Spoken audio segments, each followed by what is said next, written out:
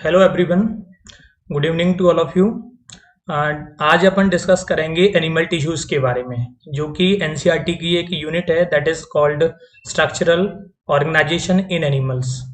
तो बच्चों, हम डिस्कस करेंगे स्ट्रक्चरल ऑर्गेनाइजेशन में हमारे दो पार्ट आते हैं। First part is animal tissues और सेकंड पार्ट अपन पढ़ेंगे morphology of lower animals.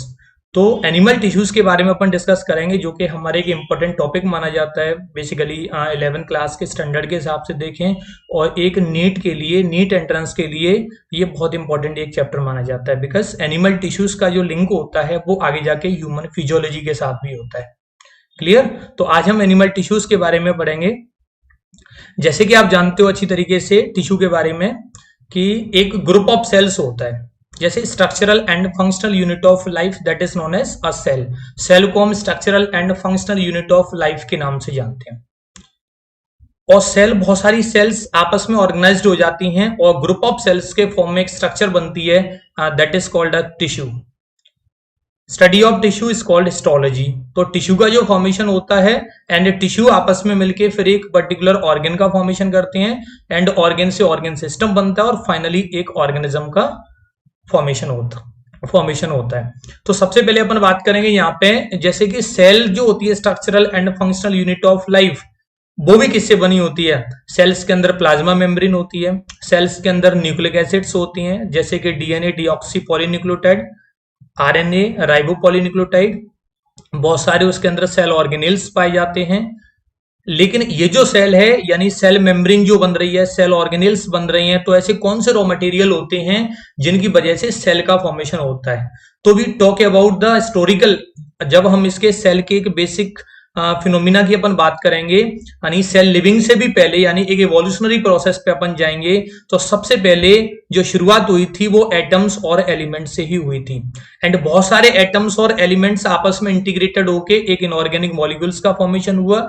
Inorganic molecule that's converted into the organic simple organic molecule, और सिंपल ऑर्गेनिक से कॉम्प्लेक्स ऑर्गेनिक बने। कॉम्प्लेक्स ऑर्गेनिक में 4 प्रकार के कॉम्प्लेक्स ऑर्गेनिक मॉलिक्यूल्स का फॉर्मेशन होता है।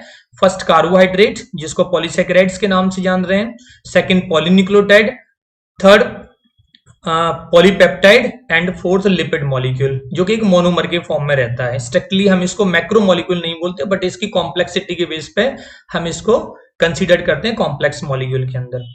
तो यहाँ पे जैसे डीएनए एक प्रकार का जेनेटिक कंपोनेंट बन गया, जो कि सेल के लिए बहुत इंपॉर्टेंट माना जाता है। जेनेटिकल कैरेक्टर्स आगे ट्रांसमिशन के लिए डीएनए का होना, यानी जेनेटिक कंपोनेंट्स का होना बहुत जरूरी होगा। फाइनली जाके एक पर्टिकुलर सेल का फॉर्मेशन हो जाता है। सेल जब यहाँ पे बन जाती है, जैसे ये प्लाज्मा मेम्ब्रेन हो गई, न्यूक्लियस हो गया, और बहुत सारे ये सेल ऑर्गेनेल्स इसमें ऑर्गेनाइज्ड होके एक पर्टिकुलर सेल का फॉर्मेशन हो जाता है एंड ये सेल मिलके एक टिश्यू बनाती है। जैसे अपन बात करेंगे फॉर एग्जांपल एक connective tissue, smooth muscular tissue जिसको बोला जा रहा है स्मूथ मस्कुलर, एक इसका टाइप माना जाता है। और इसी मस्कुलर टिश्यू के द्वारा एक मस्कुलर सिस्टम का फॉर्मेशन भी होता है। और बहुत सारे जब टिश्यू आपस में मिल जाते हैं तो एक ऑर्गन का फॉर्मेशन, जैसे कि यूरिनरी ब्लैडर का जो formation, urinary bladder is the part of excretory system. तो ये यूरिनरी ब्लैडर के अंदर ये स्मूथ मसल होगी, ये मिलके ये एक यूरिनरी सिस्टम का फॉर्मेशन करते हैं। इसके अंदर जरूरी नहीं है ये ओनली मस्कुलर टिश्यू इन्वॉल्व नहीं होगा, इसमें कनेक्टिव टिश्यू का भी इन्वॉल्वमेंट होता है। इसके अंदर मस्कुलर टिश्यू यानी स्मूथ मसल भी पाई जाती है।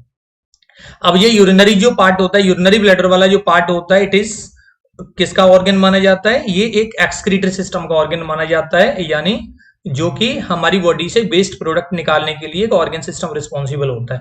तो एक्सक्रीटरी सिस्टम यानी एक प्रकार का ऑर्गन सिस्टम बना हुआ है। तो it is responsible for the removal of nitrogenous waste product from the body. जैसे कि यूरिया हमारी बॉडी में बनेगा, तो यूरिया को बॉडी से बाहर निकालने के लिए ये एक्सक्रीटरी सिस्टम रिस्पॉन्सिबल होता है। And process of excretory system that is the excretion.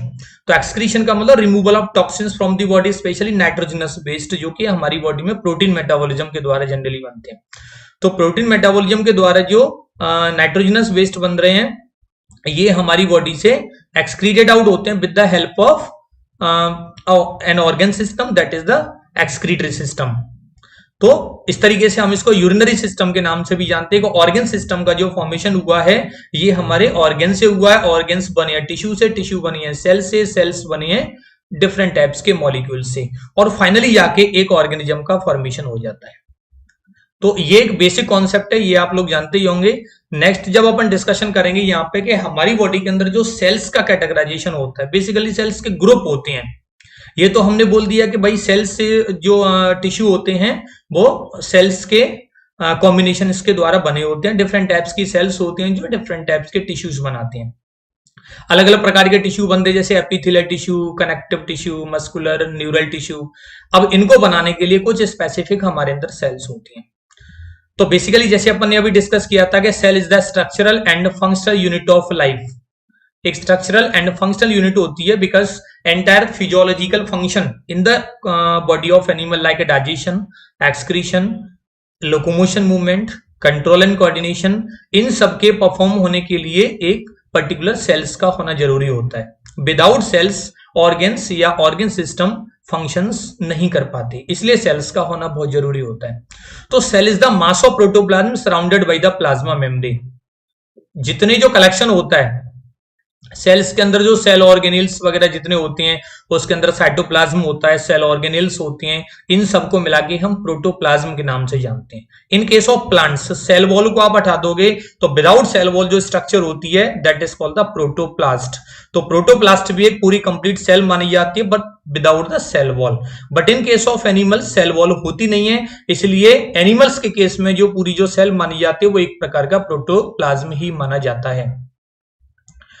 Okay इसके अंदर न्यूक्लियस होता है प्रोटोप्लाज्म के अंदर, इसको मशीनरी ऑफ दी सेल्स के नाम से जानते हैं, बहुत इंपॉर्टेंट होता है। यानी सेल जब डिवाइड करती है, somatic cell division, meiotic cell division होगा, तो सेल जब एक सेल से जब दो सेल का फॉर्मेशन होता है तो वहां पर न्यूक्लिक एसिड्स का होना बहुत जरूरी हो, यानी जेनेटिक कंपोनेंट्स का होना बहुत जरूरी होता है। Is that clear? Different types के सेल ऑर्गेनिल्स होते हैं, जैसा कि आप सेल के बारे में पढ़ते हैं, जब सेल की यूनिट आती है तो सेल्स के ऑर्गेनिल्स को बहुत डिटेल में पढ़ाया जाता है, like endoplasm reticulum, endoplasm reticulum, mitochondria, this is the power house of the cell जिसको बोला जाता है बिकॉज एनर्जी का प्रोडक्शन होता है इसके अंदर, Golgi bodies, centriole, ribosomes and lysosomes etcetera. ये बहुत सारे सेल ऑर्गेनिल्स होते हैं जो मिलकर एक सेल का फॉर्मेशन करते हैं, लेकिन यहाँ पे हम इन सेल ऑर्गेनिल्स को डिस्क्राइब नहीं करेंगे बिकॉज ये हमारी एक यूनिट ऑफ लाइफ यानी सेल वाला जो साइटोलॉजी का एक चैप्टर होगा वहां पे इनको डिटेल में पढ़ा जाता है। ओके और हमारी बॉडी के अंदर जो सेल्स होती हैं, कोई भी सेल होती है, चाहे वो सेल पर्टिकुलर की हम बात करें या कोई सेल ऑर्गेनिल की बात करें, उसका एक स्पेसिफिक फंक्शन होता है। क्लियर? अब कैटेगराइजेशन की बात करेंगे on the basis of their nature या अपन बोले on the basis of their functions, किस तरीके से हमारे अंदर उनका सेल्स का कॉम्बिनेशन और पैटर्न होता है, उसके बेस पे हमारे अंदर या लिविंग बॉडी के अंदर दो तरह की सेल्स होती हैं, जो दो प्रकार के ग्रुप में इनको डिवाइड किया जाता है। फर्स्ट जो ग्रुप होता है this is the somatic sales, ये फर्स्ट ग्रुप माना जाता है। सोमेटिक सेल्स होती हैं जिनके अंदर जनरली माइटोटिक सेल डिवीजन होता है, यानी आपने पढ़ा होगा कि mitotic is defined as the division of a somatic cells into two identical daughter cells, each with a nucleus having the same amount of DNA, same number of chromosomes and same number of gene as the parental cell, that is called the somatic cells, है ना। उसको somatic cell division यानी mitotic cell division के नाम से जानते हैं, जिसमें एक सेल डिवाइड होकर दो सेल बनाते हैं, 2 से 4 बनाती है और इक्वल कंटेंट ही जो डॉटर सेल्स होती हैं उसके अंदर ट्रांसमिट होते हैं। Is that clear? तो एक तो हमारी बॉडी के एंटायर पार्ट के अंदर कुछ रिप्रोडक्टिव पार्ट को छोड़कर, यानी these are general body cells present in the all over the body except the reproductive organs. तो बच्चों रिप्रोडक्टिव ऑर्गन्स को छोड़कर जितनी जो सेल हमारी बॉडी के अंदर जो पार्ट्स होते हैं वहां पर जो सेल्स पाई जाती हैं, and these cells are called the somatic cells. Is that clear? And these cells are responsible for the bodily activity. हमारे अंदर डिफरेंट टाइप्स की जो एक्टिविटी होती हैं, जैसे for example we talk about the digestive activity. तो digestive activity के अंदर जो डाइजेस्टिव जूस का सेक्रेशन होता है, for example gastric juice, pancreatic juice, तो इनके लिए जो डिफरेंट टाइप्स की डाइजेस्टिव ग्लैंड्स होती हैं, उन डाइजेस्टिव ग्लैंड्स को बनाने के लिए स्पेसिफिक सेल्स होती हैं जिनका काम डाइजेस्टिव जूस सीक्रेट करना होता है, and those cells that secrete the digestive juice that actively involve in the process of digestion, that means breaking of complex molecule into the simpler diffusible forms in the small intestine or we can say GI tract। तो वहां पर जो sales होती हैं वो secrete करने का काम कर रही हैं, आई मीन जो ग्लैंड्स बना रही हैं उनको हम सोमेटिक सेल्स के नाम से जानते हैं। Clear? And second group of cells is known as the germ cells. Germ cell, this is the second group. Sensitive cells होती हैं as compare to the somatic cell. तो जर्म सेल्स होती हैं, these are called the sexual sales.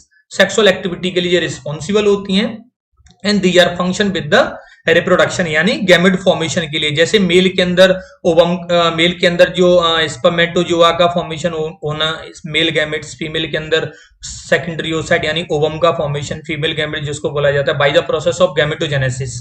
तो gamete formation की जो process होती है वो जर्म सेल्स के द्वारा होती है, and germ cells are also known as the reproductive cells of an organisms, right.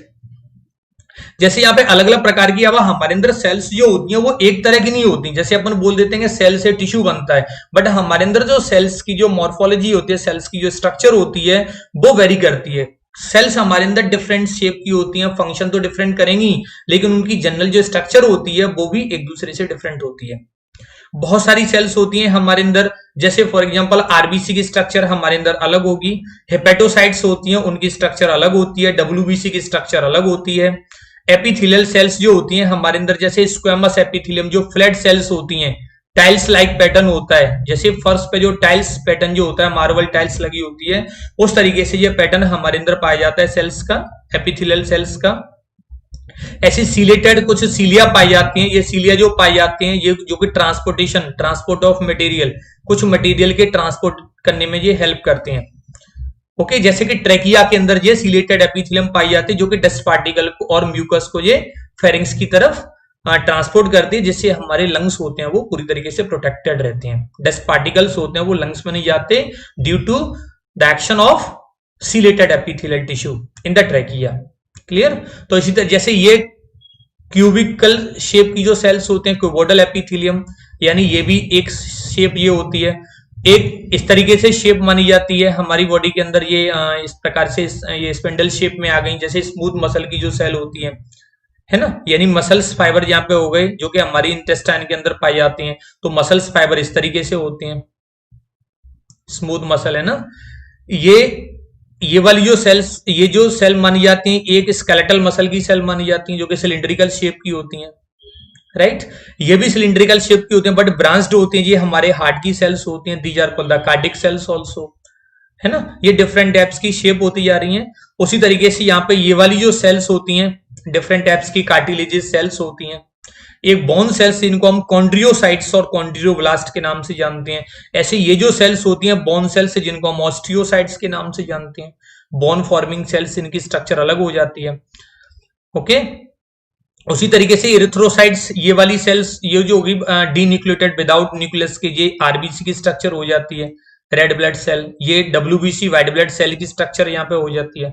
उसी तरीके से हमारे अंदर एक लॉन्गेस्ट जो सेल्स होती हैं जो कि कोऑर्डिनेशन का काम करने में हेल्प करती हैं, and these sales forming the neural tissue, और न्यूरल टिश्यू से एक न्यूरल सिस्टम का फॉर्मेशन होता है। तो ये हमारे अंदर न्यूरॉन्स होती हैं, these are called the structural and functional unit of neural system which are responsible for the coordination in the body, जिनके अंदर एक nerve impulse transmission and conduction की प्रोसेस होती है। तो ये वाली सेल्स होती हैं वो इन सभी सेल्स की कंपैरिजन में डिस्टिंक्ट मानी जाती हैं, बहुत ज्यादा डिफरेंट मानी जाती हैं। तो अब एक क्वेश्चन बनता है कि न्यूरॉन्स होती हैं, यानी our neurons basically differ from the other cells in their structure in the presence due to presence of, किसकी प्रेजेंस के बेस पर दूसरी सेल्स की कंपैरिजन में हमारी न्यूरॉन्स डिफरेंट माने जाते हैं। तो हमारा आंसर क्या होगा, प्रेजेंस ऑफ डेंड्राइट, यानी एक तो इनके अंदर ये डेंड्राइट्स होते हैं और एक इनके अंदर बच्चों ये एक्सोन होता है। यानी इसके अलावा हमारी बॉडी में न्यूरॉन्स के अलावा कोई भी ऐसी सेल्स नहीं होती जिनके अंदर डेंड्राइट्स और एक्सोन होता हो। डेंड्राइट्स और exons only present in the neurons, दूसरी सेल्स में नहीं होती। बाकी न्यूक्लियस हर सेल के अंदर होता है, सभी सेल्स में लगभग, कुछ सेल्स को छोड़कर सभी में न्यूक्लियस होता है, साइटोप्लाज्म होता ही है, सेल ऑर्गेनेल्स होते ही हैं। लेकिन ये दो जो स्ट्रक्चर होती हैं, यानी एक्सोन वाला पार्ट, साइनेप्टिक नोब मैंने इसलिए नहीं बताया because synaptic knob is the part of axon, ये एक्सोन का ही पार्ट माना जाता है ना। और ये डेंड्राइट्स होती हैं, ये किसी में नहीं पाई जाती। इसलिए हमारे अंदर कुछ, यानी शेप के बेस पे अपन बात करेंगे तो न्यूरॉन्स होते हैं वो लॉन्गेस्ट सेल्स होती हैं, हमारी बॉडी में सबसे बड़ी सेल्स होती हैं, मोस्ट सेंसिटिव सेल्स होती हैं, and they playing important role in the control and coordination in the body. Is that clear. Next जो सेल्स की बात करेंगे, जैसे मेल गैमेट की अपन बात करेंगे, यहाँ पे स्पर्मेटोजोआ, ये हैप्लॉइड नेचर के होते हैं यहाँ पर, ये भी हैप्लॉइड यानी गैमेट्स होते हैं वो हैप्लॉइड नेचर के हो जाते हैं। ये ओवम यानी सेकेंडरी ओसाइड ये भी एक सेल हो जाती है। तो दैट मीन्स हमारी बॉडी के अंदर या we can say the complex in complex animals, complex animal के अंदर में डिफरेंट टाइप्स की सेल्स होती हैं जो डिफरेंट फंक्शंस प्ले करती हैं, और उन फंक्शंस की वजह से हमारी जो ऑर्गन सिस्टम जो डेवलप हुआ, उन ऑर्गन सिस्टम की वजह से हमारे अंदर एक प्रॉपर फंक्शनिंग की प्रोसेस होती है। जैसे अभी अपन ने डिस्कस किया था कि एक्सक्रीटरी सिस्टम जो होता है it comprises a pair of kidney, a pair of ureter, single urinary bladder and single urethra. जब ये ऑर्गन्स, ये जो स्ट्रक्चर आपस में मिल जाते हैं तब एक ऑर्गन सिस्टम बनता है, that is called an excretory system that playing crucial role in the process of removal of toxins और waste products from the body. Is that clear? तो बच्चों नेक्स्ट अपन जैसे डिस्कस करेंगे, ये तो हमने कि सेल्स का बेसिक एक आइडिया पढ़ लिया, बाकी अपन सेल्स के ऑर्गेनेल्स, सेल्स के प्रॉपर हिस्ट्री के बारे में, उनकी स्ट्रक्चर के बारे में, अलग अलग सेल ऑर्गेनेल्स का कॉन्सेप्ट, ये अपन सेल्स वाले पार्ट में डिस्कस करेंगे। Now we talk about the tissue. अपन बच्चों यहाँ पे टिश्यू की तरफ आगे, टिश्यू जिसको अपन बोलते हैं group of cells, group of cells similar in form, structure and embryonic origin. Embryonic origin का मतलब होता है कि जैसे कि इम्प्लांट प्रोसेस के बाद में, यानी जब ब्लास्टोसिस्ट अटैच हो जाती है by the endometrium of uterus, that process is called implantation. तो इम्प्लांटेशन के बाद में ये जर्म लेयर का फॉर्मेशन होता है, गैस्ट्रूला बनता है by the morphogenetic movement process. तो गैस्ट्रूला में 3 प्रकार की जर्म लेयर का फॉर्मेशन होता है, एंडोडर्म, मीजोडर्म एंड एक्टोडर्म। 3 प्रकार की जो जर्म लेयर होती हैं, and these all 3 germ layer are responsible for the tissue formation. यानी अपन बोल सकते हैं कि हमारी बॉडी के अंदर जो डिफरेंट टाइप्स के टिश्यू बनते हैं उन जर्म लेयर्स, यानी तीनों प्रकार की जर्म लेयर के द्वारा बनती है। और 3 प्रकार की जो जर्म लेयर, जैसे we talk about the human beings, अगर हम कॉम्प्लेक्स एनिमल में अगर ह्यूमन बींग्स की अगर बात करेंगे, या अपन फॉर एग्जांपल वर्टिब्रेट्स की बात करेंगे, तो these are the triploblastic animals. और ट्रिप्लोब्लास्टिक एनिमल्स का मतलब हुआ कि having the 3 distinct type of germ layer, innermost endoderm, middle mesoderm, outermost ectoderm. इन तीनों लेयर को मिला के हम बोलते हैं ट्रिप्लोब्लास्टिक ऑर्गेनिज्म। और ट्रिप्लोब्लास्टिक 3 प्रकार की जर्म लेयर बनती हैं, उसको बोलते हैं gastrulation. That process is called gastrulation. तो जब गैस्ट्रूला बन जाता है ड्यूरिंग द एम्ब्रियोनिक स्टेज, तो उसके बाद में ये टिश्यू का फॉर्मेशन करती है। यानी ये जो जर्म लेयर होती हैं वो आगे जाकर टिश्यू में डिफरेंशिएट होती हैं, डिफरेंट टाइप्स के हमारे अंदर टिश्यू बनते हैं, जिनको अपन आगे डिस्कस करेंगे, राइट। और ये जो एम्ब्रियोनिक ओरिजिन की सिमिलर जो एम्ब्रियोनिक ओरिजिन होगा, है ना, coordinate to perform specific function, एक स्पेसिफिक फंक्शन प्ले करेंगी, this is called the simple tissue. तो बच्चों ऐसे टिश्यू को हम सिंपल टिश्यू के नाम से जानते हैं, यानी जिनका सिमिलर फॉर्म जो हो रही है वो भी सिमिलरली, स्ट्रक्चर भी उनका सिमिलर है, और एम्ब्रियोनिक जो ओरिजिनेशन होता है बाय द जर्म लेयर वो भी सिमिलर है। दैट मींस या तो एंडोडर्म के द्वारा, या एक्टोडर्म, या मीजोडर्म, और उसके द्वारा एक स्पेसिफिक फंक्शन जनरेट हो रहा है बॉडी के अंदर, and that is called the simple tissue. जब अपन अभी आगे पढ़ेंगे सिंपल टिश्यू कौन कौन से होते हैं, उनका क्या क्लासिफिकेशन होता है, ये अपन आगे अभी डिस्कस करने वाले हैं, राइट। अब नेक्स्ट पॉइंट पे जब अपन बात करेंगे सिंपल टिश्यू के अलावा एक हमारे अंदर एक कॉम्प्लेक्स टिश्यू यानी कंपाउंड टिश्यू। तो नाम से क्लियर हो रहा है, कंपाउंड टिश्यू का मतलब ग्रुप ऑफ सेल्स हो गई, यहाँ पर ग्रुप ऑफ सेल्स यहाँ पे भी थी लेकिन सिमिलर पैटर्न में। यहां पर group of sales different in their structure, इनका स्ट्रक्चर एकदम डिफरेंट होगा एक दूसरे से, और वो फंक्शन भी, उनके फंक्शंस भी एक दूसरे के डिफरेंट माने जाते हैं, but coordinating to perform specific function. यानी फंक्शन तो स्पेसिफिक होगा, वहां पे डिफरेंट फंक्शन कर सकते हैं लेकिन वो स्पेसिफिक रोल प्ले करने वाली सेल्स हो जाती हैं, and that is called the compound tissue, या this is called the complex tissue. हमारी बॉडी में एपिथेलियल टिश्यू भी कॉम्प्लेक्स टिश्यू के फॉर्म में हो सकता है, कनेक्टिव टिश्यू भी हमारा कॉम्प्लेक्स टिश्यू के फॉर्म में हो सकता है। Is that clear? Next point जब अपन बात करेंगे वेरियस टिश्यूज, बहुत सारे जो टिश्यूज होते हैं कंबाइंड टुगेदर एक ऑर्डरली मैनर में, जब ये कंबाइंड हो जाते हैं तब एक लार्ज फंक्शनल यूनिट का फॉर्मेशन होता है। जब यानी ये टिश्यू आपस में मिल जाएंगे तो एक स्ट्रक्चर बनती है, एक इंटीग्रेटेड एक स्ट्रक्चर का फॉर्मेशन हुआ by the different tissues, and that is called the organ. उसे हम बच्चों ऑर्गन के नाम से जानते हैं। और यही ऑर्गन, बहुत सारे ऑर्गन, जैसे मैंने अभी आपको एक्सक्रीटरी सिस्टम में बताया, ऐसे जैसे कि कार्डियोवास्कुलर सिस्टम के अंदर हम बात करेंगे, ब्लड वेसल्स हो गई, उसके अंदर हार्ट हो गया, है ना, ब्लड एक कंपोनेंट अपने आप में माना जाता है, उन सबको मिला देते हैं तो एक कार्डियोवैस्कुलर सिस्टम बनता है। उसी तरीके से हमारे अंदर एक एक्सक्रीटरी सिस्टम, डाइजेस्टिव सिस्टम, जो फिजियोलॉजी के जो सिस्टम्स होती हैं वो हमारे अंदर एक डेवलप होती हैं। क्लियर? तो यानी इस तरीके से ये ऑर्गेन पहले बना, ऑर्गेन से हमारे अंदर ये कोऑर्डिनेट आपस में होके give rise to the organ system. जैसे फॉर एग्जांपल ऑर्गेन सिस्टम में बच्चों मैंने भी आपको बताया था, फॉर एग्जांपल जैसे कि digestive system, respiratory system, endocrine system. Is that clear? तो ये तो हमारा एक बेसिक हुआ कि भाई टिश्यू, सिंपल टिश्यू होते हैं, कॉम्प्लेक्स टिश्यूज होते हैं। एक बेसिक डिफरेंस क्या होते हैं भाई, सिंपल टिश्यू अपन किसे बोलेंगे, है ना, कंपाउंड या कॉम्प्लेक्स टिश्यू अपन किसे बोलेंगे। Now we talk about the histology. ये पॉइंट बहुत इंपॉर्टेंट पॉइंट माना जाता है, हिस्टोलॉजी। जैसे अपन बोलते हैं physiology, endocrinology, gastric physiology, cardiology, उसी तरीके से अपन एक वर्ड यूज करते हैं यहाँ पे हिस्टोलॉजी, जो कि मेयर एक साइंटिस्ट थे,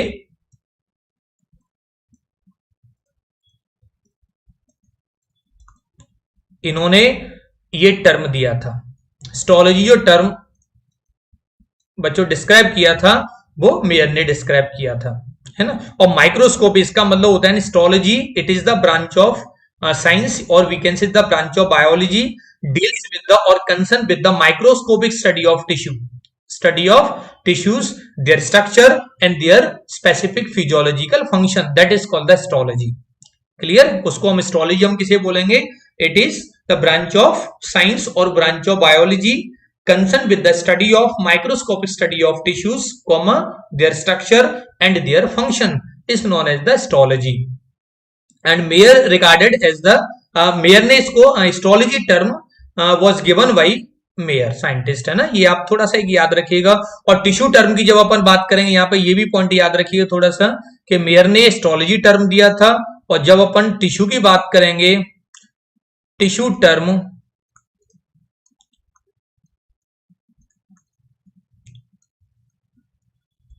गिवन बाई बाइकाट, याद रख, BICHAT, बाइकाट, ये टिश्यू टर्म दिया था। यानी टिश्यू, ये भी इन्होंने बताया था कि ये टिश्यू किस तरीके से परफॉर्म फंक्शन अपने परफॉर्म करती हैं, यहां तक इन्होंने एक्सप्लेनेशन दी थी, आप याद रखेंगे। Next we discuss about the classification of tissue. यहां से हमारे एक इंपॉर्टेंट कॉन्सेप्ट शुरू होता है कि टिश्यू का क्लासिफिकेशन क्या होता है। जैसे हमारे अंदर ऑर्गन सिस्टम के क्लासिफिकेशन होते हैं उनके फंक्शंस के बेस पे, उसी तरीके से हमारे अंदर फंक्शंस के बेस पे ये टिश्यूज होते हैं। तो all tissues have been classified into 4 distinct categories. इन टिश्यू को बच्चों 4 कैटेगरी में इनको डिवाइड किया गया है। ह्यूमन बॉडी के अंदर जो टिश्यूज पाए जाते हैं, या अपन बोलेंगे इन केस ऑफ कॉम्प्लेक्स एनिमल्स और वर्टिब्रेट्स टिश्यू पाए जाते हैं, वो बेसिकली 4 तरह के टिश्यू होते हैं। कॉम्प्लेक्स एनिमल होगा उसके अंदर चारों तरह के टिश्यू पूरी तरीके से डेवलप होंगे। लोअर एनिमल होगा उसके अंदर हो सकता है कोई टिश्यू उसके अंदर नहीं पाया जाए, या बहुत, जैसे इन्वर्टिब्रेट्स की अपन नॉन कॉर्डेट्स की बात करेंगे तो उसके अंदर ये चारों टिश्यू होते हैं फुली डेवलप नहीं होते। जैसे we talk about the coelenterate, सबसे पहले जो टिश्यू की जो शुरुआत हुई थी वो सिलेंट्रेट से हुई थी, जिनको अपन निडेरियंस के नाम से जानते हैं।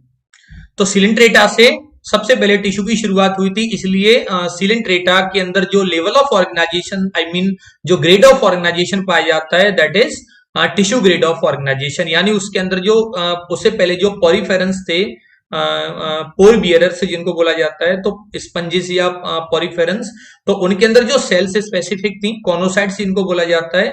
और जब उनकी सेल्स आपस में कुछ इंटरेक्ट होके इंटीग्रेटेड होके उन्होंने उनसे टिश्यू का फॉर्मेशन होने लगा। तो नेक्स्ट जो अपकमिंग जो फाइलम आया, सिलेंट्रेटा फाइलम आया, तो वहां से सेल्स की बजाय टिश्यू का फॉर्मेशन हुआ। तो वहीं से फिर एनिमल्स के अंदर टिश्यू लेवल ऑफ ऑर्गेनाइजेशन। उसके बाद में धीरे धीरे सिलेंट्रेटा के अंदर टिश्यू लेवल, निडेरियन, उसके अलावा फिर जो टीनोफोर्स जो आए, है ना, टीनोफोर जिनको अपन कॉम बियरस के नाम से भी जानते हैं, सिलेटेड कॉम प्लेट्स होती हैं उनके लोकोमोशन के लिए। तो जैसे कि उनके अंदर जो टीनोफोर्स जो थे, वहां पर भी टिश्यू लेवल का ऑर्गेनाइजेशन सिलेंट्रेट और टीनोफोर के अंदर। अब धीरे धीरे क्या हुआ, वो जो टिश्यू आपस में इंटरेक्ट होने लगे और उनसे एक ऑर्गन का फॉर्मेशन हो गया। तो प्लेटिहेल्मिन्थेस की जब अपन बात करेंगे, जो कि फ्लैटवर्म्स होते हैं, तो उनके अंदर ऑर्गन लेवल का ऑर्गेनाइजेशन शुरू हो गया फ्लैटवर्म्स के अंदर। यानी प्लेटिहेल्मिन्थेस के अंदर। और उसके बाद जैसे एस्केल्मिन्थेस यानी राउंड बॉम्ब्स जिनको बोला जाता है, जैसे कि ब्यूचेरेरिया, बैंक्रोफ्टाई, एस्केरिस, बहुत सारे होते हैं, तो उनके अंदर फिर ऑर्गन सिस्टम का फॉर्मेशन शुरू हो गया। और ये एस्केल्मिन्थेस यानी राउंड बॉम्ब से लेकर और कॉर्डेट्स इंक्लूडिंग ह्यूमन बींग्स सभी में ऑर्गन सिस्टम लेवल का ऑर्गेनाइजेशन है वो कंटिन्यू बना हुआ है in the history of evolutionary process, right. तो बच्चों अपन डिस्कस करेंगे यहाँ पे कि ये जो हमारे 4 प्रकार के जो टिश्यूज होते हैं, इनको इनके फंक्शंस और इनकी स्ट्रक्चर के बेस पे इनको क्लासिफाइड किया जाता है। तो animal tissues have been classified into the 4 groups on the basis of their specific function और देयर स्ट्रक्चरल रोल, राइट। तो हमारे 4 प्रकार के टिश्यू हो जाते हैं। फर्स्ट जो हमारे टिश्यू होता है, बहुत most important tissue, that is called the epithelial tissue. Epithelial नाम से क्लियर हो रहा है, एपी का मतलब होता है अपॉन, एपी मींस अपॉन, और thelio means ground of. Tissues means group of cells, यानी ऐसे ग्रुप ऑफ सेल्स का बना हुआ टिश्यू जो किसी ऑर्गन यानी हमारे जो वाइटल ऑर्गन्स होती हैं उनके ऊपर सराउंडिंग में है, ऊपर ग्रो करता है जी, उसे हम एपिथेलियल टिश्यू के नाम से जानते हैं। ये ऊपर ग्रो करता है, इसलिए एपिथेलियल टिश्यू कभी भी ऑर्गन्स के इनर साइड पे नहीं है, या तो ये या मतलब मिडिल साइड पे नहीं होगा, या तो ये इनर साइड पे होगा, जैसे ब्लड वेसल्स के अंदर जो इंटरनल जो लेयर होती है जिसको अपन टुनिका इंटरना के नाम से जानते हैं, दैट इज एंडोथेलियम। एंडो का मतलब इनर साइड पे, इसलिए हम उसको एंडोथेलियम बोलते हैं, वो भी एक प्रकार का ये एपिथेलियल टिश्यू होता है। और जनरली जो एपिथेलियल है वो अपर साइड पे ग्रो करता है, इसलिए हम इसको बच्चों एपिथेलियल टिश्यू के नाम से जानते हैं। It is also known as covering tissue of the body, इसलिए हम इसको कवरिंग टिश्यू के नाम से जानते हैं। ये हमारी बॉडी ऑर्गन्स को कवर करता है, एक प्रोटेक्टिव रोल प्ले करने वाला टिश्यू होता है।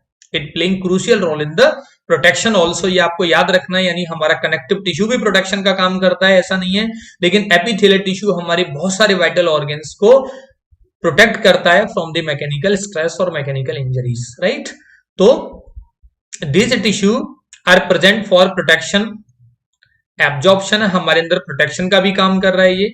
एब्जॉर्प्शन, जितने हमारे अंदर जो सब्सटेंस का जो एब्जॉर्प्शन होता है, जैसे हमने खाना खाया, खाना हमारी स्मॉल स्टमक में गया, स्टमक से हमारी स्मॉल इंटेस्टाइन में गया, complete digestion take place in the small intestine, carbohydrate, proteins, lipids, nucleic acid पूरी तरीके से हमारे अंदर डाइजेस्ट हो गए, and complex food split into the simpler diffusible forms by the catalytic action of different digestive enzyme.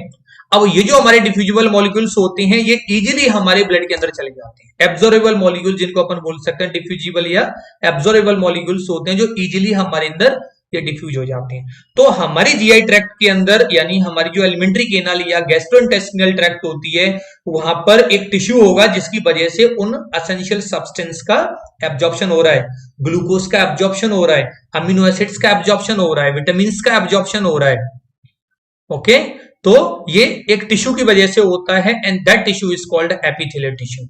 Is that clear? अभी आगे अपन epithelial tissue के भी टाइप पढ़ेंगे, क्योंकि एपिथेलियल टिश्यू के भी बहुत सारे टाइप्स माने जाते हैं, लेकिन हमारे अंदर जितने एब्जॉर्प्शन की जो प्रोसेस होती है, चाहे वो एंजाइम्स का एब्जॉर्प्शन हो, चाहे वो कोई न्यूट्रिशनल सब्सटेंस का एब्जॉर्प्शन हो, है ना, चाहे कोई मिनरल आयंस का एब्जॉर्प्शन हो, ये हमारे एपिथेलियल टिश्यू के द्वारा ही होता है।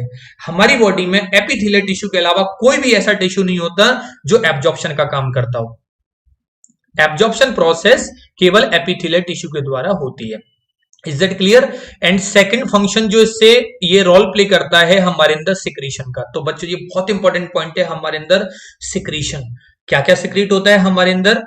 एंजाइम्स का सिक्रीशन होता है सेल्स के द्वारा, हमारे अंदर हार्मोन्स का सिक्रीशन होता है, हमारी बॉडी के अंदर डिफरेंट टाइप्स के हार्मोन्स होते हैं, अलग अलग प्रकार के एंडोक्राइन ग्लैंड्स के द्वारा प्रोड्यूस होते हैं, हमारे अंदर डिफरेंट एंजाइम्स होते हैं।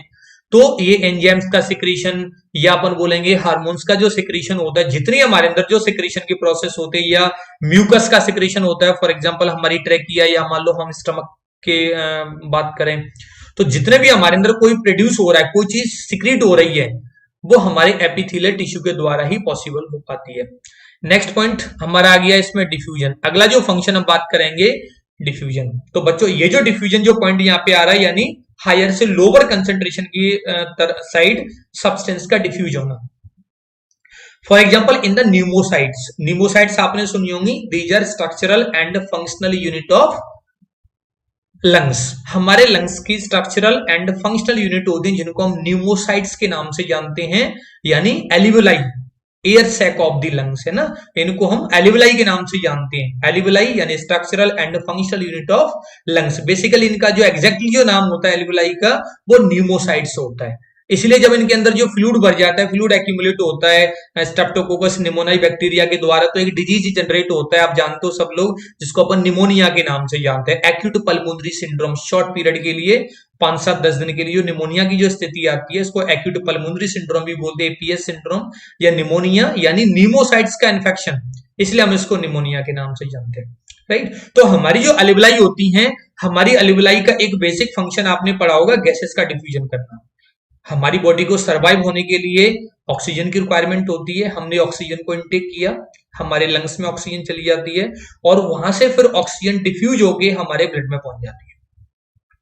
And with the help of haemoglobin it get transported towards different vital organs that involve in the oxidation of glucose molecule. Finally energy is produced and that energy is utilized for the physiological or biochemical functions in the body. Is that clear? यानी हमारे अंदर हर एक function को maintain होने के लिए आपको मालूम है एनर्जी की आवश्यकता होती है, बिना एनर्जी के हमारे कोई फंक्शन नहीं होंगे। एनर्जी के लिए ग्लूकोज चाहिए, अमीनो एसिड चाहिए, ग्लूकोज के ऑक्सीडेशन के लिए ऑक्सीजन चाहिए, ऑक्सीजन को ट्रांसपोर्ट करने के लिए हीमोग्लोबिन चाहिए, और हीमोग्लोबिन जो हमारे आरबीसी के अंदर ब्लड में पाया जाता है, ये ऑक्सीजन को ट्रांसपोर्ट करता है in the form of oxy haemoglobin. तो हमारे ब्लड में जो ऑक्सीजन जाती है वो कहां से जाती है बच्चों? ये एल्वियोलाई से जाती है। एल्वियोलाई से गैस डिफ्यूज होके जाती है, यानी एल्वियोलाई के अंदर गैस का ऑक्सीजन का पार्शियल प्रेशर ज्यादा होता है as compare to the oxygenated blood, जैसा कि आपने पढ़ा होगा रेस्पिरेशन के अंदर। इसलिए ऑक्सीजन इजीली ब्लड के अंदर डिफ्यूज हो जाती है और कार्बन डाइऑक्साइड होती है CO2 गैस इजीली हमारे ब्लड से ये इधर आ जाती है, एल्वियोलाई के अंदर आ जाती है। तो गैसेस का जो जनरली जो डिफ्यूजन हो रहा है अक्रॉस द एल्वियोलाई, वो हमारे एपिथेलियल टिश्यू के द्वारा ही होता है। And that epithelial tissue is known as the simple squamous epithelium, जिससे अभी हम आगे डिस्कस करना चाहेंगे। अभी अपन आगे डिस्कस करेंगे कि सिंपल स्क्वेमस एपिथेलियल टिश्यू क्या होता है, यानी अपन ने बोल दिया कि एपिथेलियल टिश्यू के द्वारा ये डिफ्यूजन की प्रोसेस हुई। तो हमारे अंदर protection, absorption, secretion and diffusion, ये जो फंक्शंस होती हैं वो हमारे बच्चों ये एपिथेलियल टिश्यू के द्वारा होते हैं। ये एपिथेलियल टिश्यू हमारे अंदर ये रिस्पॉन्सिबल होता है for the protection, for the absorption, secretion as well as diffusion process, diffusion of substances. एक पॉइंट इसमें और आप ऐड कर सकते हो, यहाँ पे सेक्टर आप बाद में लगाएं, एक पॉइंट और ऐड कर सकते हो, यानी epithelial tissue also involve in the blood filtration.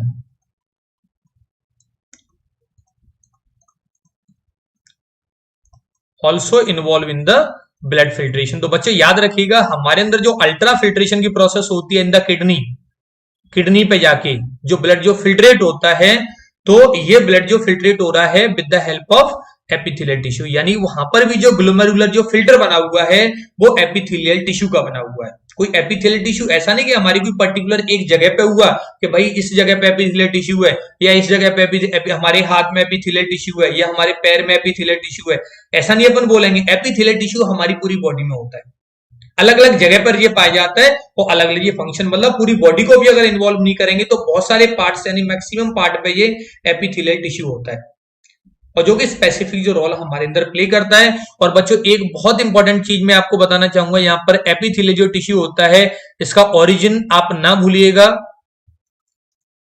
Mesodermal.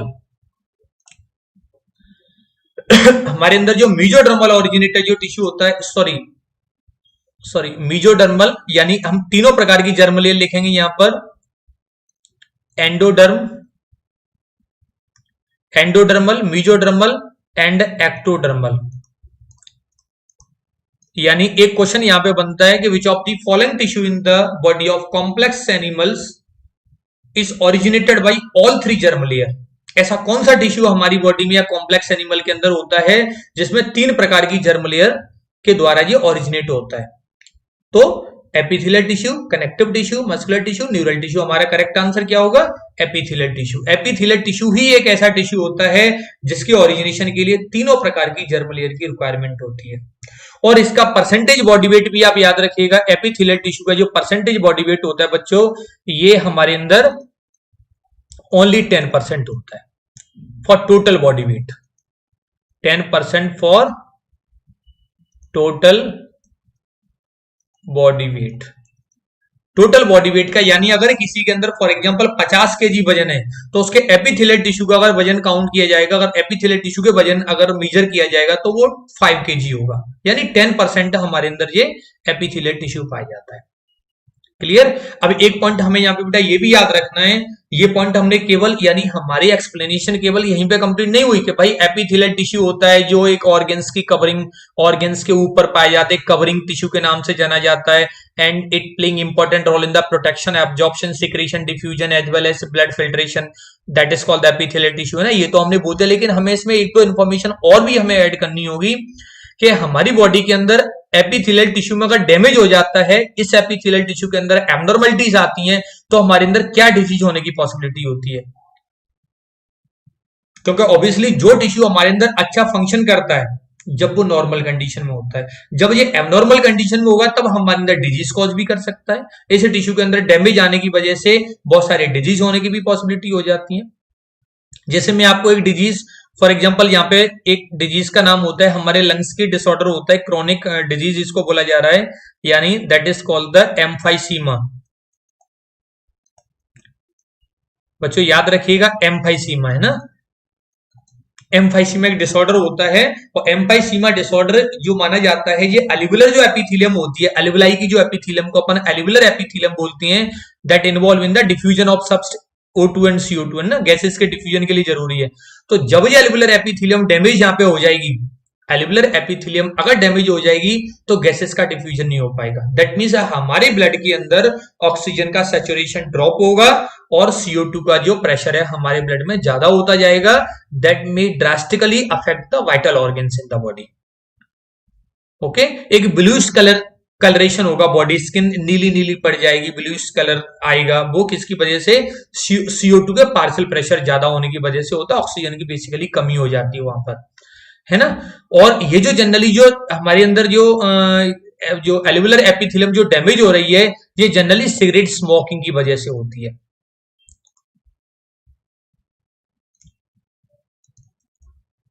ना। ये जनरली स्मोकिंग की वजह से होती है, स्मोक करने की, सिगरेट स्मोकिंग की वजह से ये एल्वियुलर एपिथेलियम होती है वो डैमेज हो जाती है, जिसकी वजह से गैसेस का डिफ्यूजन प्रॉपर्ली हो नहीं पाता। और याद रखिएगा यहाँ पर एक प्रोटीन की कमी आती है, एल्वियुलाई से हमारे अंदर एक प्रोटीन प्रोड्यूस होती है, ये आपको याद होनी चाहिए। उस प्रोटीन को बच्चों बोलते हैं अल्फा 1 एंटीट्रिप्सिन। अल्फा 1 एंटीट्रिप्सिन एक इंपॉर्टेंट प्रोटीन होती है जो हमारी एल्वियुलाई से प्रोड्यूस होती है, and it help in the repairing of alveoli. अगर by chance alveoli membrane, alveolar epithelium damage हो रही है तो ये प्रोटीन उसके रिपेयरिंग में हेल्प करती है। तो जनरली सिगरेट स्मोकिंग की वजह से ये अल्फा 1 एंटीट्रिप्सिन का सिक्रीशन फेलियर हो जाता है, and due to deficiency of alpha 1 antitrypsin alveoli होती है वो डैमेज पड़ी रहती है, वो रीजनरेट हो नहीं पाती, बॉडी के अंदर CO2 का पार्शियल प्रेशर इंक्रीज हो जाता है, ऑक्सीजन का सैचुरेशन गिर जाता है, एक सेरेब्रल हाइपोक्सिया की भी कंडीशन आती है, ब्रेन में ऑक्सीजन की कमी भी हो जाती है। इस पूरी कंडीशन को हम एम्फाइसीमा के नाम से जानते हैं। It is related with the pulmonary syndrome, हमारे लंग्स से रिलेटेड, लाइक प्रकार की फेफड़ों की बीमारी, लंग्स की डिजीज होगी यहाँ पर ये। क्लियर? तो ये याद रखिए, यानी एपिथेलियल टिश्यू हमारे अंदर फंक्शन भी कर रहा था, अगर ये डैमेज हो गया तो एक यहाँ पे बीमारी भी हो जाती है बच्चों, है ना। दूसरी अपन बीमारी की बात, अगर हमारे अंदर एपिथेलियल सेल्स अगर प्रॉपर्ली कंट्रोल मैनर में ये डिवाइड हो रही हैं, डिफरेंशिएट हो रही हैं, स्पेसिफिक फंक्शन प्ले कर रही हैं, और आगे जाके बॉडी को ये पूरी तरीके से सपोर्ट कर रही है, वाइटल रोल प्ले करती हैं, तब तक तो ये ठीक है, बहुत अच्छा है। लेकिन अगर इन सेल्स के अंदर एक कॉन्टैक्ट इनहिबिशन कैपेसिटी, भाई हर सेल के अंदर एक कॉन्टैक्ट इनहिबिशन कैपेसिटी होती है। कॉन्टैक्ट इनहिबिशन का मतलब ये जो सेल्स होती हैं हमारे अंदर एक ऑर्गेनाइज्ड मैनर में ऐसे मेंटेन रहती हैं कि ये कैंसर के फॉर्मेशन को इनहिबिट करती हैं। So this properties of normal cell is the contact inhibition. तो कॉन्टैक्ट इनहिबिशन कैपेसिटी अगर इन सेल्स की लॉस्ट हो जाती है बच्चों, तो यही जो एपिथेलियल टिश्यू, एपिथेलियल जो सेल्स होते हैं इसकी नॉर्मल सेल्स, ये अनकंट्रोल्ड डिवीजन की तरफ चली जाती है। They undergo to the uncontrolled division and that lead to the tumour. और कुछ जो वाइटल ऑर्गन्स के अंदर, बॉडी के ऑर्गन्स के इनसाइड अगर ये ट्यूमर बनती हैं, that may converted into malignant tumour, जिसे हम कैंसर के नाम से जानते हैं। तो यानी इससे कैंसर भी हो जाता है। और एपिथेलियल डिराइव्ड कैंसर, जिसे आप जानते होंगे अच्छी तरीके से, that is called the carcinoma. जैसे कि heart cancer, uterus cancer, breast cancer, brain cancer, skin cancer, ये हमारे कार्सिनोमा कैंसर के टाइप होते हैं। कार्सिनोमा यानी एपिथेलियल डिराइव्ड कैंसर को हम कार्सिनोमा कैटेगरी में रखते हैं, जो कि लगभग 80-85% ह्यूमन पॉपुलेशन के अंदर जो कैंसर जनरेट होते हैं बच्चों को कार्सिनोमा कैटेगरी के अंदर आते हैं। वो एपिथेलियल डिराइव्ड कैंसर हो गई, याद रखिएगा। यानी एपिथेलियल टिश्यू में अगर ये डिसबैलेंस होने की वजह से ये कैंसर की स्थिति जनरेट होती है। Is that clear? तो यहां तक हमें ये पॉइंट अब याद रखना, इतने पॉइंट हमारे पास हो गए। तो बच्चों नेक्स्ट अपन जहां पे डिस्कशन करेंगे, दूसरा जो हमारा टिश्यू है that is the connective tissue. देखो नाम से क्लियर, कनेक्टिव का मतलब दूसरे से कनेक्ट होने वाला होता है ना। और कनेक्ट हो गई, ये हमारे अंदर सपोर्ट का काम भी करता है, सपोर्ट भी कर रहा है। जैसे हमारी बोन्स होती हैं, कनेक्टिव टिश्यू का एग्जांपल मानी जाती हैं। लिगामेंट्स, टेंडन्स, लिगामेंट्स होती हैं, अटैचमेंट का काम कर रहे हैं, ये हमारा कनेक्टिव टिश्यू हो जाता है, राइट। तो कनेक्टिव टिश्यू जो हमारे अंदर हुआ, ये एक तो कनेक्ट करने का काम कर रहा है, एक से दूसरे को जोड़ने का काम कर रहा है, और ये हमारे अंदर डायरेक्टली इनडायरेक्टली ये सपोर्ट देने का भी काम करता है। So this is known as the supporting tissue of the body and it is the most distributed tissue in the body of animals. याद रखिएगा, मोस्ट डिस्ट्रीब्यूटेड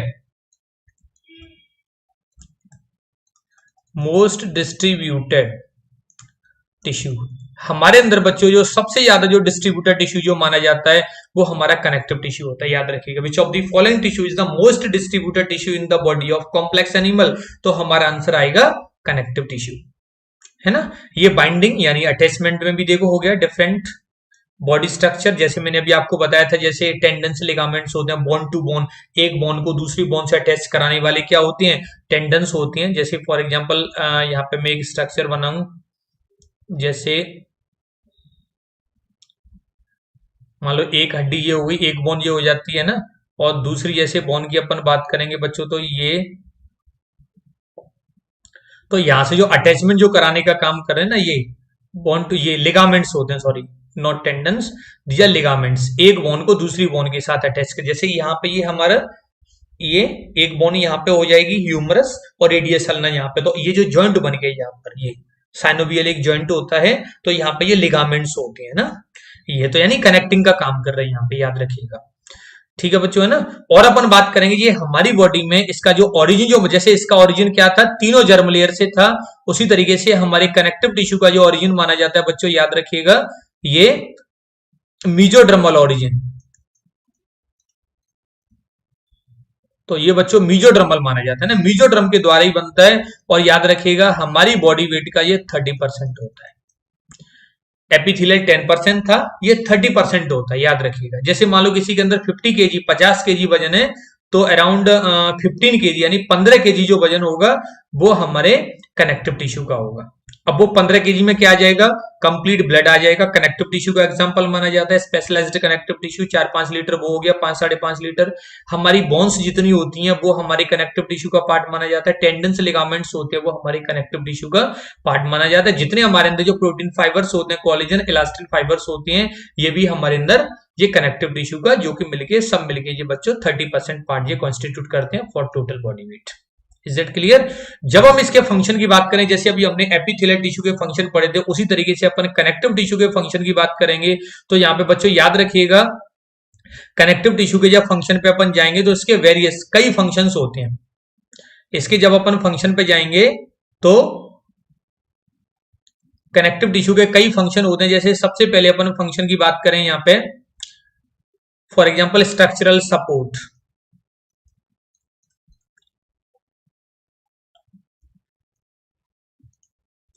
स्ट्रक्चरल सपोर्ट याद रखिए, तो स्ट्रक्चरल सपोर्ट यानी बोन्स की वजह से structural framework of the body, एक एंडोस्केलेटन का फॉर्मेशन होता है। और एंडोस्केलेटन जो होता है बच्चों, ये कनेक्टिव टिश्यू का पार्ट ही माना जाता है ना। तो एक तो स्ट्रक्चरल सपोर्ट दे रहा है, दूसरे फंक्शन की जब अपन बात करेंगे, प्रोटेक्टिव रोल यानी प्रोटेक्शन का काम ये भी करता है। भाई हमारी बोन्स होती है जैसे क्रेनियम, ये हमारी ब्रेन्स को प्रोटेक्ट कर रही है। हमारी जो रिब्स होती है ये हमारे लंग्स को प्रोटेक्ट करती हैं, है ना। तो इस तरीके से हमारे अंदर प्रोटेक्शन का काम भी करता है, याद रखिएगा। ये हमारे अंदर जो प्रोटेक्शन का काम करता है, ये भी ये कनेक्टिव टिश्यू प्रोटेक्ट भी करता है बॉडी को। थर्ड, एक बच्चों एक इंपॉर्टेंट फंक्शन बात करेंगे, स्टोरेज। ये बहुत अच्छी तरीके से आप लोग याद रखिएगा। जैसे हमारी बोन्स की हम बात करेंगे, इसमें याद रखिएगा मसल्स को नहीं रखें, वो तो मस्कुलर टिश्यू हो गया। स्टोरेज यानी हमारी बोन्स होती हैं, वो भी स्टोर करने का काम करते हैं। एक मिनरल यानी कैल्शियम, कैल्शियम के जो दो सॉल्ट होते हैं, calcium phosphate and calcium carbonate, ये हमारी बॉडी में स्टोर भी होती हैं। और ऐसी कौन सी जगह होती है जो कैल्शियम फॉस्फेट कैल्शियम कार्बोनेट को स्टोर करती है? तो याद रखिएगा हमारी बोन्स, जो कि एंडोस्केलेटन के अंदर आते हैं। एंडोस्केलेटन जो फॉर्म करती हैं हमारे अंदर, है ना। तो वो स्टोरेज यानी कैल्शियम का एक स्टोरेज होता है। जब कैल्शियम की बॉडी को रिस्पॉन्स जरूरत होती है, जैसे ब्लड क्लॉटिंग के लिए या nerve impulse transmission, muscle contraction, इन सब के लिए, तो वहां पर कैल्शियम स्टोर भी रहता है। अगर हमारे अंदर कैल्शियम की कमी पड़ जाती है, हाइपोकैल्शियमिक कंडीशन आती है, तो हमारे अंदर एक हार्मोन प्रोड्यूस होता है, that is called parathyroid hormone from the parathyroid gland. और ये हार्मोन क्या करता है, हमारे अंदर डीकैल्सिफिकेशन की प्रोसेस को बच्चों प्रमोट करेगा। यानी हड्डियों से कैल्शियम को, रिजॉर्प्शन ऑफ द बोन, हड्डियों से कैल्शियम को खींच के लाता है, ब्लड में आता है, जिसकी वजह से ब्लड में कैल्शियम का लेवल बढ़ेगा। वो कैल्शियम हमारे मसल कॉन्ट्रैक्शन, वो कैल्शियम हमारे नर्व इंपल्स ट्रांसमिशन में यूज होगा। Is that clear? एक फंक्शन आप बहुत अच्छी तरीके से याद रखिएगा, फोर्थ फंक्शन यानी कनेक्टिव टिश्यू का जो फोर्थ जो फंक्शन आ रहा है, दैट इज हीमोपोइसिस। आप जानते हो कि हीमोपोइसिस का मतलब होता है बच्चों ब्लड फॉर्मेशन। जैसे कि बोन मैरो के द्वारा आरबीसी, डब्ल्यूबीसी, प्लेटलेट्स, हमारी जो ब्लड कार्पल्स होती हैं, फॉर्म एलिमेंट्स बोले जाते हैं, ये हमारे बोन मैरो के द्वारा बनते हैं। रेड बोन मैरो, है ना। और रेड बोन मैरो जो पाई जाती है, रेड बोन मैरो जो है वो हमारा कनेक्टिव टिश्यू का, क्योंकि एंडोस्केलेटन का पार्ट है, और एंडोस्केलेटल जो होता है वो हमारा कनेक्टिव टिश्यू ही माना जाता है। तो हीमोपोइसिस यानी ब्लड का formation, erythropoiesis RBC formation, leucopoiesis WBC formation, thrombopoiesis यानी थ्रोम्बोसाइट्स या प्लेटलेट्स का formation take place in the bone marrow. ठीक है। और bone marrow is a part of endoskeleton, और एंडोस्केलेटन होता है बच्चों को कनेक्टिव टिश्यू से ही डेवलप होता है, जो मेसोडर्मल ओरिजिन माना जाता है। Is that clear? अब यहां पे भी अब हम बात करेंगे, कनेक्टिव टिश्यू हमारे अंदर अच्छे फंक्शन भी कर रहा है, तो कनेक्टिव टिश्यू हमारे अंदर खराब भी माना जाता है ना। कनेक्टिव टिश्यू हमारे अंदर मतलब खराब, दैट इन द सेंस अगर इसके अंदर डिसबैलेंस हो जाए, एबनॉर्मल कंडीशन अगर आ जाती है, तो ये खराब भी माना जाता है। जैसे फॉर एग्जाम्पल हम बात करेंगे, हड्डी में ही डैमेज आ जाए कहीं ना कहीं, रिजॉर्प्शन ज्यादा हो जाए, डिकैल्सिफिकेशन ज्यादा, कैल्शियम की कमी हो जाए, तो आपने अर्थराइटिस पढ़े होंगे, है ना। जैसे अलग अलग osteoarthritis, rheumatoid arthritis, gouty arthritis, अभी आगे जाके इनको अपन डिस्कशन में लाएंगे। तो ये जो अर्थराइटिस का मतलब एक प्रकार के इन्फ्लामेशन ऑफ द जॉइंट्स है ना, कैल्शियम वगैरह की कमी भी हो जाती है, कभी कभी यूरिक एसिड क्रिस्टल्स वगैरह भी जमा हो जाते हैं, उसकी वजह से भी गाउटी अर्थराइटिस आती है। तो अर्थराइटिस यानी बोन से रिलेटेड जो डिसऑर्डर हुआ, ये क्या है, कनेक्टिव टिश्यू में डैमेज होने की वजह से हो रहा है। एक अपन बात करेंगे ब्लड कैंसर, ल्यूकीमिया, आप जानते होंगे ल्यूकोसाइट्स का कैंसर होता है, अनकंट्रोल्ड डिवीजन ऑफ ल्यूकोसाइट्स। हमारे ब्लड में जो ल्यूकोसाइट्स 8000 टू 11000 पर क्यूबिक एमएम स्पेस में जो पाई जाती हैं, अगर ये अनकंट्रोल हो जाएं, 1 लाख से भी ज्यादा अगर पर क्यूबिक एमएम का डब्ल्यूबीसी हो जाती हैं, and that condition is known as the blood cancer या ल्यूकोसाइट्स का कैंसर, जिसको अपन ल्यूकीमिया के नाम से जानते हैं, मेसोडर्मल ओरिजिन होता है ना। तो ल्यूकीमिया यानी ब्लड कैंसर हुआ, वही कनेक्टिव टिश्यू डिसऑर्डर की वजह से हुआ, है ना। अर्थराइटिस की जो प्रोसेस आ रही है, ये भी यहां से कनेक्टिव टिश्यू में डैमेज होने की वजह से ही हो गया। या अपन बात करेंगे ऑस्टियोपोरोसिस की कंडीशन आती है, ओल्ड स्टेज में जनरली होता है, फीमेल के अंदर एस्ट्रोजन हार्मोन की कमी की वजह से भी हो जाता है ओल्ड स्टेज में, है ना। हड्डियां अंदर से कमजोर पड़ जाती हैं, खोखली पड़ जाती हैं, फ्रेजाइलिटी आ जाती है, उसको हम ऑस्टियोपोरोसिस के नाम से जानते हैं। ये भी एक प्रकार का बच्चों कनेक्टिव टिश्यू का डिसऑर्डर माना जाता है। Is that clear? तो ये हमारे 2 प्रकार के टिश्यू का मैंने आपको बेसिक इंट्रोडक्शन बता दिया। Now we talk about the muscular tissue, most abundant tissue. जैसे मैंने अभी आपको बताया था कि हमारे अंदर जो मोस्ट डिस्ट्रीब्यूटेड जो टिश्यू होता है, सबसे ज्यादा जो बॉडी में जो डिस्ट्रीब्यूटेड है, फैला हुआ है, ये तो हमारा कनेक्टिव टिश्यू होता है। हमारा लिम्फ होता है, हमारा ब्लड होता है, ये सारा का सारा कनेक्टिव टिश्यू में आ गया। हर जगह पे देखो ब्लड निकलता है, सबसे ज्यादा डिस्ट्रीब्यूटेड तो कनेक्टिव टिश्यू होता है ना। मस्कुलर जो टिश्यू हमारे अंदर होता है बच्चों, हम इसको कॉन्ट्रेक्टाइल टिश्यू के नाम से जानते हैं। It is the most abundant tissue. Most abundant इसलिए बोलते हैं क्योंकि हमारी बॉडी का बच्चों ये 50% होता है। अगर किसी के अंदर कोई 50 केजी वजन है तो 25 केजी जो वेट होगा वो हमारे मस्कुलर टिश्यू का ही होगा। And muscular tissue is responsible for the contraction and relaxation of the body, है ना। कॉन्ट्रैक्शन रिलैक्सेशन की जो प्रोसेस होती है वो हमारे मस्कुलर टिश्यू के द्वारा ही होती है, by the involvement of different type of muscles, चाहे वो स्मूथ मसल हो, चाहे वो स्केलेटल मसल हो, चाहे वो कार्डियक मसल हो। हमारा जो हार्ट हुआ, हमारी बॉडी के अंदर ऐसा कौन सा ऑर्गन होता है जिसके अंदर कार्डियक मसल्स पाई जाती है? तो हमारा हार्ट, यानी हार्ट मसल्स, या जिसको हम कार्डियक मसल्स के नाम से जानते हैं, जो कि प्योरली ये मस्कुलर टिश्यू का एक ऑर्गन माना जाता है, ठीक है ना। And muscular tissue help in the locomotion and momentum activity. याद रखिएगा, मोमेंटम यानी अपन मूव कर रहे हैं, मैंने हाथ को ऐसे किया, हाथ को ऐसे किया, हाथ को ऐसे किया, ये मोमेंटम जो एक्टिविटी आ रही है ये हमारे मस्कुलर टिश्यू की वजह से हो रहा है। और लोकोमोशन एक्टिविटी जो हो रही है, अपन एक जगह से दूसरी जगह पे जो चल के जा रहे हैं, ये भी हमारे, यानी बोन्स भी इसमें, यानी कनेक्टिव टिश्यू का भी इन्वॉल्वमेंट होता है लोकोमोशन मूवमेंट में। लोकोमोशन का मतलब पोजीशन जिसमें चेंज हो रही है, that is the dynamic movement, याद रखिएगा। लेकिन अगर एक ही जगह पर मूव कर रहे हैं बॉडी पार्ट्स को, that is the static movement, है ना। तो स्टैटिक मूवमेंट और डायनेमिक मूवमेंट यानी लोकोमोशन मूवमेंट और लोकोमोशन की जो प्रोसेस होती है, इसके लिए मस्कुलर मूवमेंट होता है बहुत ज्यादा रिस्पॉन्सिबल होता है, ठीक है ना। तो बच्चों ये याद रखिएगा, मस्कुलर टिश्यू, और इसका जो ओरिजिन होता है वही मेसोडर्म के द्वारा। तो कॉम्प्लेक्स बॉडी के अंदर, ह्यूमन बॉडी के अंदर या वर्टिब्रेट्स कॉम्प्लेक्स एनिमल के अंदर ऐसी कौन सी जर्म लेयर होती है जो सबसे ज्यादा बॉडी पार्ट्स बनाती है?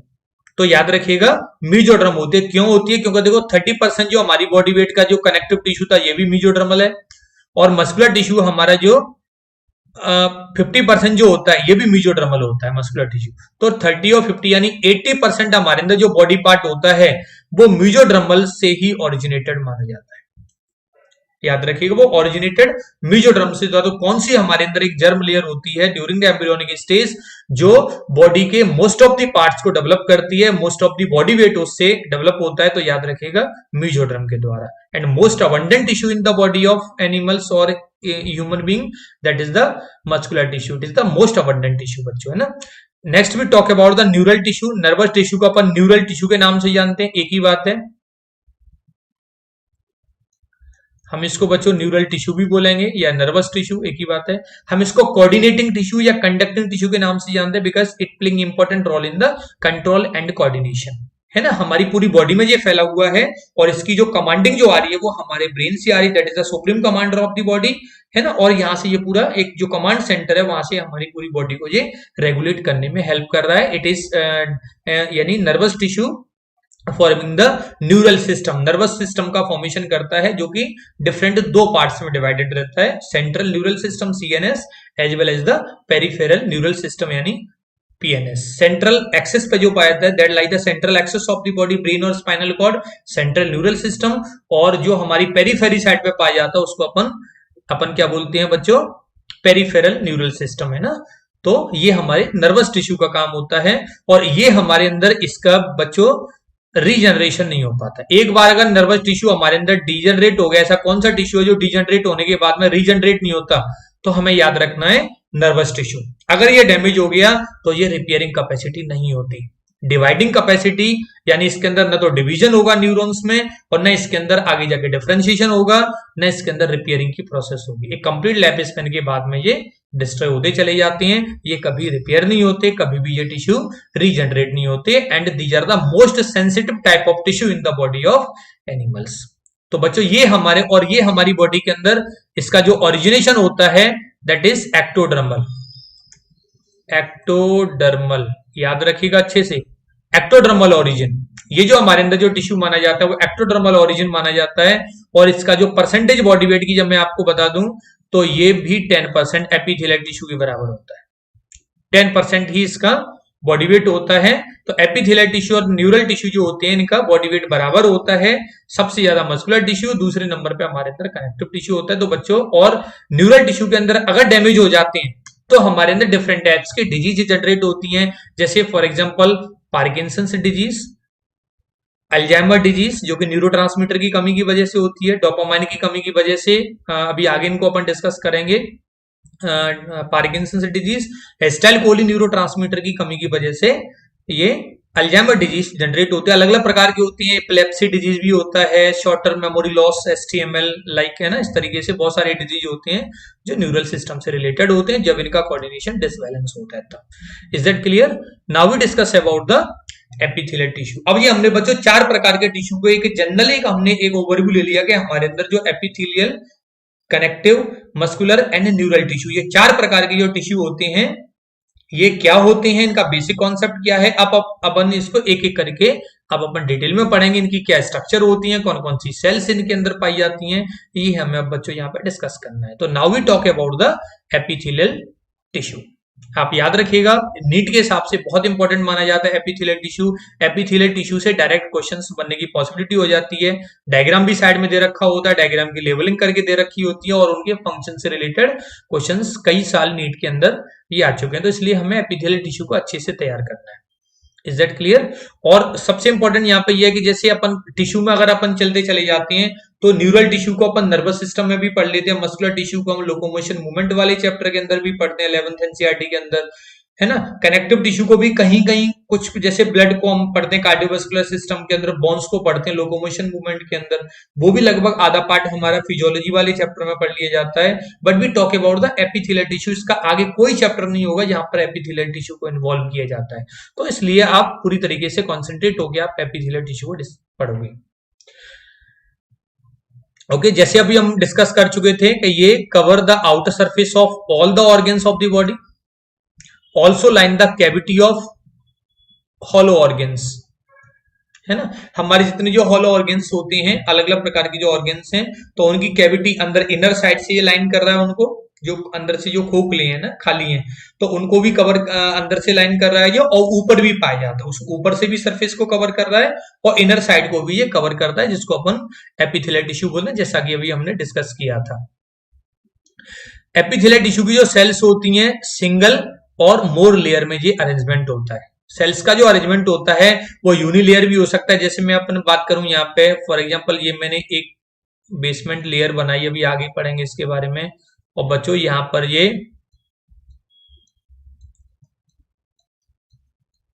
ये सिंगल लेयर हो गया, यूनिलेयर। और एक मल्टी लेयर की जब अपन बात करेंगे तो मल्टी लेयर में जैसे अपन बात करें यहाँ पे, तो मल्टी लेयर के अंदर फॉर एग्जांपल कई लेयर होती हैं। जैसे एक लेयर सेल्स की जो हो गई, दूसरी लेयर जो होती है वो इस तरीके से है, तीसरी लेयर, एक से ज्यादा लेयर्स हो जाते हैं मल्टी लेयर के फॉर्म में। दिस इज मल्टी लेयर, इसलिए यहाँ पे लिखा हुआ है सिंगल लेयर, है ना। Cells are arranged in single, uni या मोर लेयर, है ना। अगर सिंपल एक लेयर है तो उसको अपन सिंपल एपिथेलियम बोलेंगे, और एक से ज्यादा लेयर हो जाते हैं बच्चों तो हम उसको कंपाउंड एपिथेलियम के नाम से जानते हैं ना। सेल्स आर कॉम्पैक्टली अरेंज्ड, याद रखिएगा, सेल्स होते हैं कॉम्पैक्टली अरेंज्ड होती हैं without an intercellular gap, there is no और वेरी लिटिल इंटरसेलुलर गैप। ये एनसीईआरटी की लाइनें आप याद रखिएगा, है ना। यानी इनके अंदर जो इंटरसेलुलर जो फ्लूइड होता है बहुत कम होता है। सेल्स होते हैं वो कॉम्पैक्टली अरेंज्ड होती हैं बच्चों, है ना। सेल्स की जब अपन बात करेंगे यहाँ पर, तो सेल्स होते हैं इसके अंदर कॉम्पैक्टली अरेंज्ड होंगी। कॉम्पैक्टली अरेंज्ड का जैसे मैं आपको थोड़ा सा एक बना के बताऊंगा कि स्ट्रक्चर कॉम्प्लेक्स, ये कॉम्पैक्टली अरेंज्ड में जैसे हम बात करेंगे ना, इस तरीके से ये पैटर्न होगा इनका। अब देखो यहां पर इंटरसेलुलर मटेरियल आपको नजर नहीं आ रही, तो बच्चों इसके अंदर हमें इंटरसेलुलर यहाँ पे, यानी मैट्रिक्स जिसको बोला जाता है, दो सेल्स के बीच का फ्लूइड, वो नहीं है। ये पॉइंट आप याद रखेंगे जी तरीके से, है ना। इस तरीके से ये सेल्स का पैटर्न होता है, कॉम्पैक्टली अरेंज्ड होती हैं। देयर इज नो, अगर होगा भी तो या तो नहीं होगा इंटरसेलुलर फ्लूइड, अगर होगा भी तो बहुत कम होगा। लिटिल इंटरसेलुलर, इंटर का मतलब हुआ दो के बीच में, इंटरसेल दो सेल्स के बीच में, जैसे ये सेल और ये सेल, अगर गैप होता है एक यहाँ पर एक यहाँ पर तो बहुत सारा गैप है, ये ऐसा नहीं होता, ये आपस में अटैच रहती हैं ये वाली सेल्स, है ना। अब एक लेकिन क्वेश्चन बनता है कि अगर ये सेल्स आपस में इस तरीके से इंटीग्रेटेड है, अटैच होती हैं, तो न्यूट्रिशन कहां से कलेक्ट करती हैं? तो याद रखिए इसके अंडरलाइन टिश्यू जो होता है, जैसे मान लो सेल्स के नीचे एक टिश्यू है कोई यहाँ पर, तो यहां से ये न्यूट्रिशन को कलेक्ट करती हैं, वो अभी मैं आगे आपको डिस्क्राइब करूंगा, है ना। ये है, यानी they collect their nutrition from the underline tissue. इसके नीचे जैसे कनेक्टिव टिश्यू होता है, कनेक्टिव टिश्यू के से ये न्यूट्रिशन जैसे ग्लूकोज होता है वो एनर्जी के लिए कलेक्ट करते हैं ना, ठीक है। Cells of the lower most, सबसे नीचे की जो लेयर होती है, रेस्ट अपॉन द थिन, एक पतली 2 लेयर की बनी हुई बिना सेल्स के नॉन सेलुलर एक नॉन लिविंग लेयर होते हैं जिसे अपन बच्चों बेसमेंट लेयर के नाम से जानते हैं। This is known as the basement layer, okay. हम इसको बेसमेंट मेम्ब्रेन के नाम से बच्चों जानेंगे, है ना। और बेसमेंट मेम्ब्रेन यानी नेक्स्ट क्लास में अपन डिस्कस करेंगे यहाँ पर कि ये जो बेसमेंट मेम्ब्रेन होते हैं जिस पर एपिथेलियल टिश्यू ग्रो करता है, ये बेसिकली ये बेसमेंट मेम्ब्रेन 2 प्रकार की लेयर से मिलकर बनी होती है। First layer is known as the basal lamina, next layer is the fibrous lamina. Basal lamina made up of mucopolysaccharides and glycoprotein, whereas fibrous lamina made up of collagen and elastin fiber.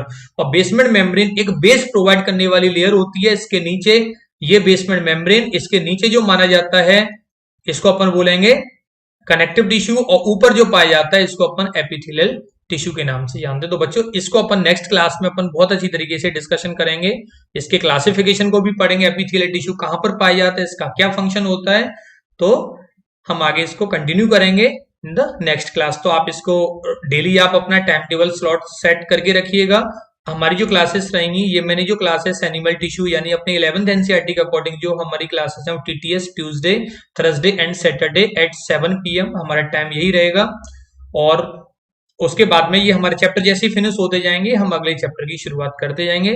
तो बच्चों I hope आप लोगों को ये सारी चीजें समझ में आई होंगी। फिर भी अगर आपको कोई क्वेरीज अगर होती है तो आप कमेंट सेक्शन में जाके आप डायल कर बता सकते हैं कि आपको कोई क्वेरीज अगर है, तो हम आपको रिस्पॉन्ड करेंगे in the upcoming class. Okay, thank you very much, thanks a lot.